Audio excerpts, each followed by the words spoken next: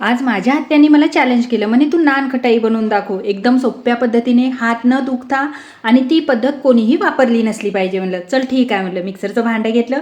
मिक्सरचं भांडं पाहून तर तिथं चकितच झाली. मिक्सरच्या भांड्यामध्ये कोणी नान खटाई बनवते का? अगं पाहतं म्हणलं.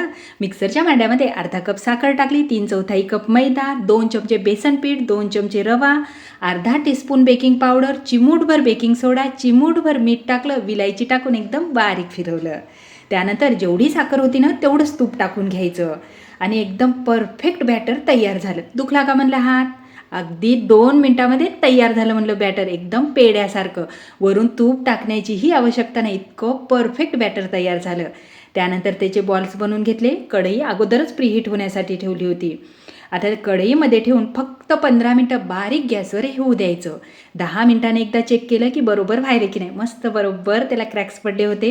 15 मिनिटामध्ये आपली ही नानखटाई तयार झाली, तेही हात न दुखता, एकदम सोप्या पद्धतीने. आणि ही पद्धत आजपर्यंत कोणी वापरलीसुद्धा नव्हती.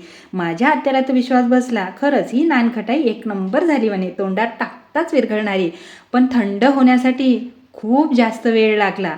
पण माझी पद्धत आत्याला आवडली. पण तुम्हाला आवडली की नाही? कमेंट्स करा.